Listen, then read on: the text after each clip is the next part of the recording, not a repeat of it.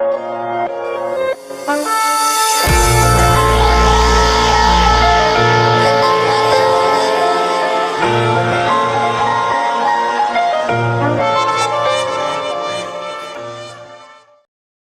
Number 2، کیا Bible واقعی خدا کی طرف سے ہے؟ پیراگراف 1 اور 2 پر سوال: بائبل خدا کی طرف سے ایک شاندار تحفہ کیوں ہے؟ جب آپ کا کوئی دوست آپ کو تحفہ دیتا ہے تو آپ کو کیسا محسوس ہوتا ہے؟ یقیناً آپ بہت خوش ہوتے ہیں اور اپنے دوست کا شکریہ ادا کرتے ہیں۔ آپ جلدی جلدی اس تحفے کو کھول کر دیکھنا چاہتے ہیں۔ بائبل بھی خدا کی طرف سے ایک تحفہ ہے۔ اس میں ایسی معلومات پائی جاتی ہیں جو کہیں اور سے نہیں مل سکتی۔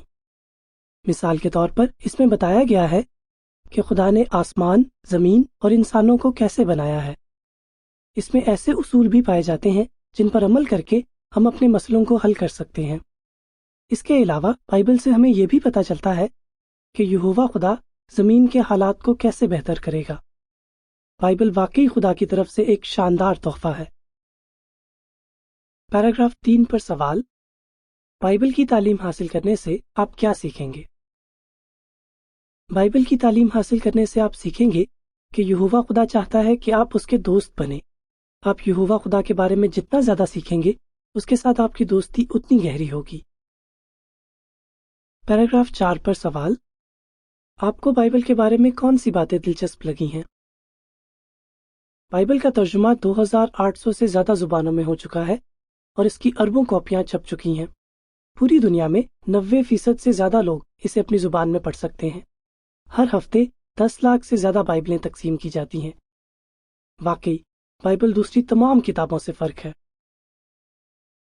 پیراگراف 5 پر سوال: ہم کیوں کہہ سکتے ہیں کہ بائبل خدا کے الہام سے ہے؟ بائبل خدا کے الہام سے ہے۔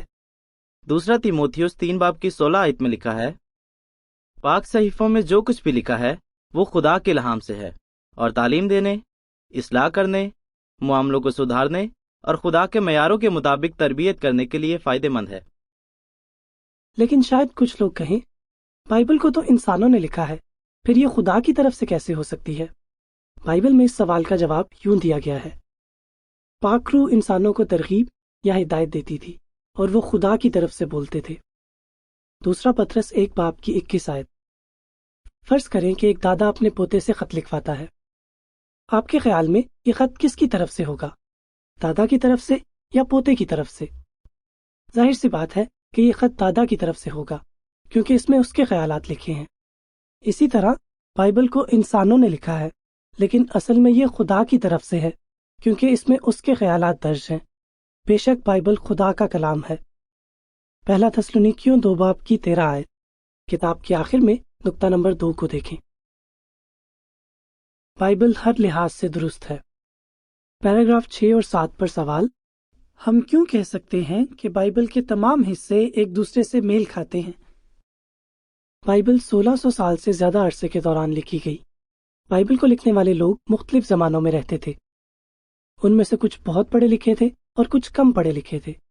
مثال کے طور پر ان میں سے ایک ڈاکٹر تھا جبکہ کچھ کسان، مچھیرے، چرواہے، نبی، قاضی اور بادشاہ تھے۔ حالانکہ بائبل کو فرق فرق آدمیوں نے لکھا لیکن اس کے تمام حصے ایک دوسرے سے میل کھاتے ہیں۔ ایسا نہیں ہے کہ بائبل کے ایک باب میں کوئی بات کہی گئی ہو اور دوسرے باب میں اس کے الٹ بات کہی گئی ہو۔ فٹ نوٹ میں لکھا ہے: کچھ لوگ کہتے ہیں کہ بائبل میں درج باتوں میں اختلاف پایا جاتا ہے لیکن یہ سچ نہیں ہے۔ اس سلسلے میں رسالہ مینار نگہبانی 1 جولائی 2012 کے صفحہ 7 کو دیکھیں۔ اس رسالے کو یہوہ کے گواہ شائع کرتے ہیں۔ فٹ نوٹ ختم ہو گیا ہے۔ بائبل کے شروع میں بتایا گیا ہے کہ انسانوں کی مشکلات کا آغاز کیسے ہوا اور اس کے آخر میں بتایا گیا ہے کہ خدا ان مشکلات کو ختم کر دے گا اور زمین کو فردوس بنا دے گا۔ بائبل میں ہزاروں سال کے دوران ہونے والے واقعات درج ہیں۔ بائبل کے ذریعے ہمیں پتہ چلتا ہے کہ یہوہ خدا اپنے ارادوں کو ہمیشہ پورا کرتا ہے۔ پیراگراف 8 پر سوال: مثالوں کے ذریعے واضح کریں کہ بائبل سائنسی لحاظ سے درست ہے۔ بائبل کو اس مقصد کے لیے نہیں لکھا گیا تھا کہ اس کے ذریعے لوگوں کو سائنس کی تعلیم دی جائے۔ پھر بھی بائبل میں سائنس کے حوالے سے جو معلومات درج ہیں وہ بالکل صحیح ہیں۔ مثال کے طور پر احبار کی کتاب میں خدا نے بنی اسرائیل کو بیماریوں کی روک تھام کے حوالے سے ہدایات دیں، لیکن سائنسدانوں نے اس کے کئی سال بعد یہ پتہ چلایا کہ بیماریاں جراثیم کی وجہ سے پھیلتی ہیں۔ بائبل میں یہ بھی بتایا گیا ہے کہ زمین خلا میں لٹکی ہے۔ جس زمانے میں بائبل لکھی گئی، لوگ زمین کی شکل کے بارے میں فرق نظریات رکھتے تھے، لیکن یسایہ نبی نے بتایا کہ زمین محیط یعنی دائرے کی طرح گول ہے۔ بے شک ایک ایسی کتاب میں ہی اتنی درست معلومات ہو سکتی ہیں جو خدا کی طرف سے ہو۔ پیراگراف 9 پر سوال: اس بات سے کیا ظاہر ہوتا ہے کہ بائبل کو لکھنے والوں نے سب کچھ سچ سچ لکھا؟ بائبل میں تاریخی حوالے سے جو معلومات درج ہیں وہ بھی بالکل درست ہیں۔ بہت سی تاریخی کتابوں میں لکھی ہوئی معلومات پوری طرح درست نہیں ہیں، کیونکہ ان کو لکھنے والوں نے سب باتیں سچ سچ نہیں لکھی۔ مثال کے طور پر انہوں نے ان موقعوں کا ذکر نہیں کیا جب ان کی قوم کو جنگ میں شکست ہوئی، لیکن بائبل کو لکھنے والوں نے سب کچھ سچ سچ لکھا۔ انہوں نے ان موقعوں کا بھی ذکر کیا جب بنی اسرائیل کو شکست کا سامنا کرنا پڑا۔ اس کے علاوہ انہوں نے اپنی غلطیوں کے بارے میں بھی لکھا۔ اس کی ایک مثال گنتی کی کتاب میں ملتی ہے۔ اس میں موسیٰ نبی نے بتایا کہ انہوں نے ایک سنگین غلطی کی جس پر خدا نے ان کو سزا دی۔ ان باتوں سے پتہ چلتا ہے کہ بائبل خدا کی طرف سے ہے، لہٰذا ہم بائبل پر بھروسہ کر سکتے ہیں۔ بائبل میں درج ہدایات آج بھی فائدہ مند ہیں۔ پیراگراف 10 پر سوال: بائبل میں درج ہدایات آج بھی فائدہ مند کیوں ہیں؟ بائبل خدا کے الہام سے ہے اور تعلیم دینے، اصلاح کرنے اور معاملوں کو سدھارنے کے لیے فائدہ مند ہے۔ 2 تیموتھیوس 3:16۔ بائبل میں درج ہدایات آج کے دور میں بھی بہت فائدہ مند ہیں۔ چونکہ یہوہ خدا نے ہمیں بنایا ہے، اس لیے وہ ہمارے خیالات اور احساسات سے واقف ہے۔ جتنی اچھی طرح وہ ہمیں جانتا ہے، اتنی اچھی طرح ہم بھی خود کو نہیں جانتے۔ وہ چاہتا ہے کہ ہم خوش رہیں۔ وہ جانتا ہے کہ ہمارے لیے کیا اچھا ہے اور کیا برا۔ پیراگراف 11 اور 12 پر سوال الف: متی 5-7 ابواب میں یسوع مسیح نے کن باتوں کے بارے میں مشورے دیے؟ سوال ب: ہم بائبل سے اور کیا سیکھ سکتے ہیں؟ متی 5-7 ابواب میں یسوع مسیح نے خوش رہنے، دوسروں کے ساتھ اچھے تعلقات رکھنے، دعا کرنے اور پیسے کے بارے میں مناسب نظریہ رکھنے کے سلسلے میں بہت اچھے مشورے دیے۔ اگرچہ انہوں نے یہ مشورے 2000 سال پہلے دیے تھے، لیکن یہ آج بھی اتنے ہی فائدہ مند ہیں جتنے اس وقت تھے۔ بائبل میں یہوہ خدا نے ایسے اصول دیے ہیں جن کے ذریعے ہم اپنی گھریلو زندگی کو خوشگوار بنا سکتے ہیں، محنت سے کام کرنا سیکھ سکتے ہیں اور دوسروں کے ساتھ صلح صفائی سے رہ سکتے ہیں۔ بائبل میں درج اصول سب لوگوں کے لیے فائدہ مند ہیں، چاہے وہ کسی بھی طبقے سے ہوں، کسی بھی علاقے میں رہتے ہوں یا کسی بھی طرح کے مسئلوں کا سامنا کر رہے ہوں۔ یسایہ 48:17 میں لکھا ہے: یہوہ تیرا فدیہ دینے والا، اسرائیل کا قدوس یوں فرماتا ہے کہ میں ہی یہوہ تیرا خدا ہوں جو تجھے مفید تعلیم دیتا ہوں اور تجھے اس راہ میں جس میں تجھے جانا ہے لے چلتا ہوں۔ کتاب کے آخر میں نقطہ نمبر 3 کو دیکھیں۔ آپ بائبل کی پیشگوئیوں پر یقین رکھ سکتے ہیں۔ پیراگراف 13 پر سوال: یسایہ نبی نے بابل کے سلسلے میں کیا پیشگوئی کی؟ بائبل میں درج بہت سی پیشگوئیاں پوری ہو چکی ہیں۔ مثال کے طور پر یسایہ نبی نے پیشگوئی کی کہ شہر بابل تباہ ہو جائے گا۔ انہوں نے تفصیل سے بتایا کہ اس شہر کو کیسے فتح کیا جائے گا۔ اس شہر کے بڑے بڑے دروازے تھے اور اس کے گرد ایک دریا بہتا تھا، لیکن یسایہ نبی نے پیشگوئی کی کہ شہر کے دروازے کھلے رہ جائیں گے، دریا سوکھ جائے گا اور شہر پر حملہ کرنے والے اسے لڑائی کے بغیر فتح کر لیں گے۔ یسایہ نبی نے یہ بھی بتا دیا کہ اس شخص کا نام خورس ہوگا جو اس شہر کو فتح کرے گا۔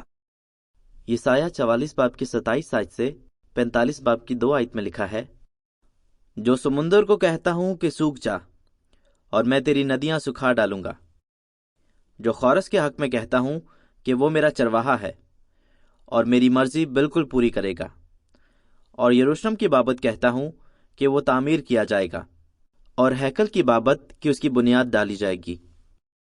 خداوند اپنے ممسوح خورس کے حق میں یوں فرماتا ہے کہ میں نے اس کا دہنا ہاتھ پکڑا کہ امتوں کو اس کے سامنے زیر کروں اور بادشاہوں کی کمریں کھلوا ڈالوں اور دروازوں کو اس کے لیے کھول دوں اور پھاٹک بند نہ کیے جائیں گے۔ میں تیرے آگے آگے چلوں گا اور ناہموار جگہوں کو ہموار بنا دوں گا۔ میں پیتل کے دروازوں کو ٹکڑے ٹکڑے کروں گا اور لوہے کے بینڈوں کو کاٹ ڈالوں گا۔ کتاب کے آخر میں نقطہ نمبر 4 کو دیکھیں۔ پیراگراف 14 اور 15 پر سوال: یسایہ نبی کی پیشگوئی کیسے پوری ہوئی؟ یسایہ نبی کی پیشگوئی کے 200 سال بعد ایک فوج بابل پر حملہ کرنے کے لیے آئی۔ اس فوج کا سربراہ کون تھا؟ پیشگوئی کے عین مطابق اس کا سربراہ فارس کا بادشاہ خورس تھا۔ لیکن کیا پیشگوئی کے باقی حصے بھی پورے ہوئے؟ حملے کی رات بابل کے لوگ جشن منا رہے تھے۔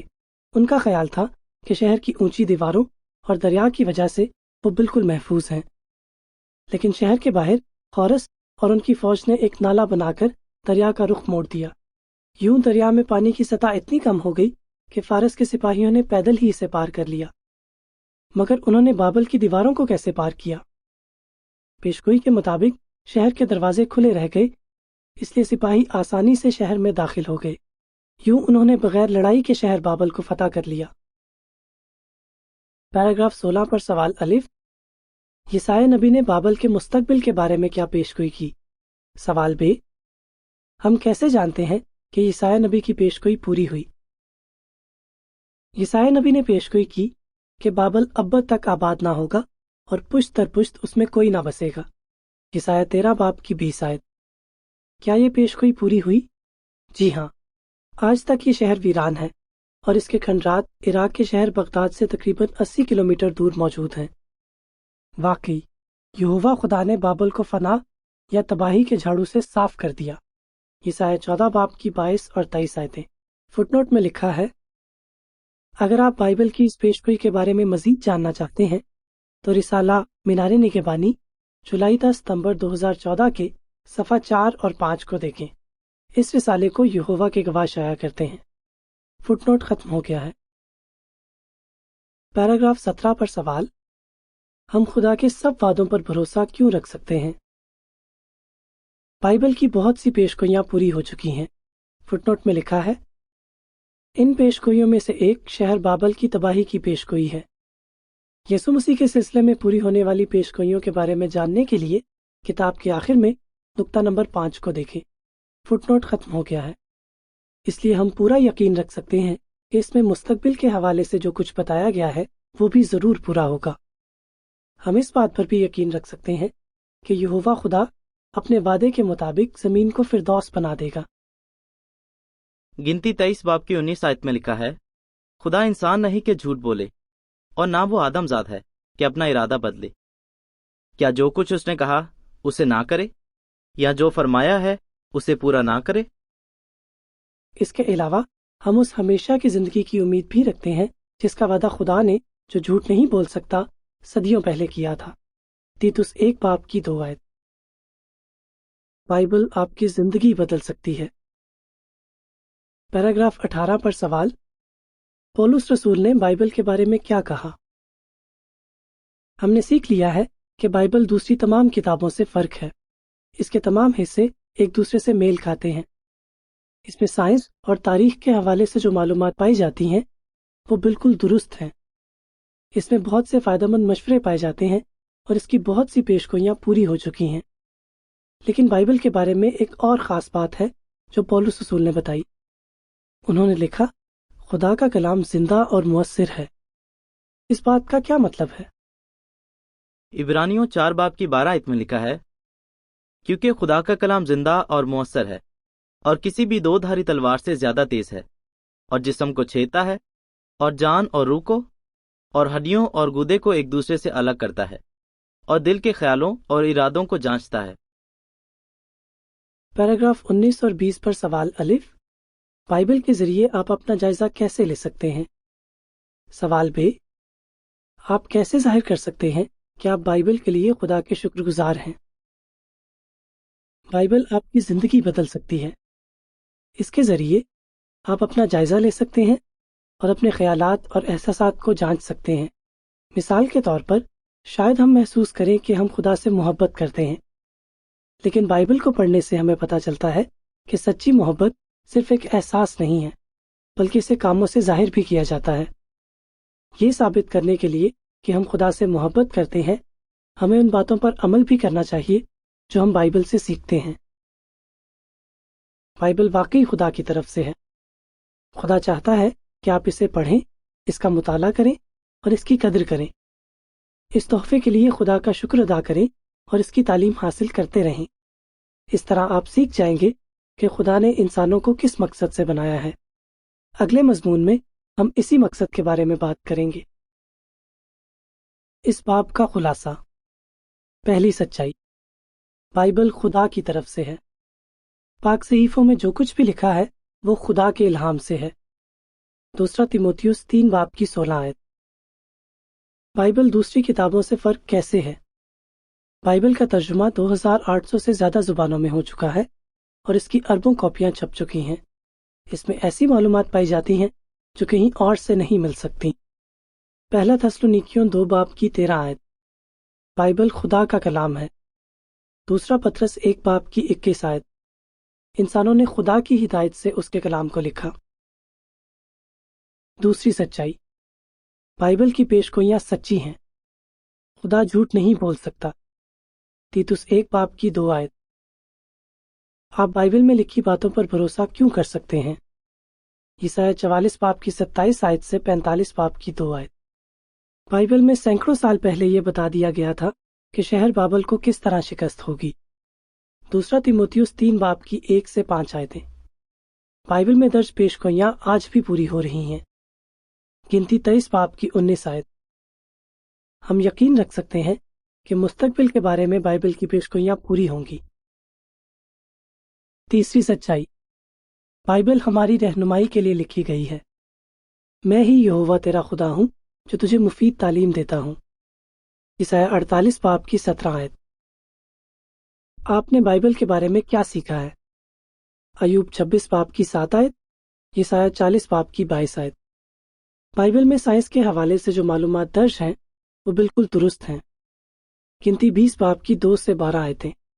بائبل کو لکھنے والوں نے سب کچھ سچ سچ لکھا۔ متی 5 سے 7 ابواب۔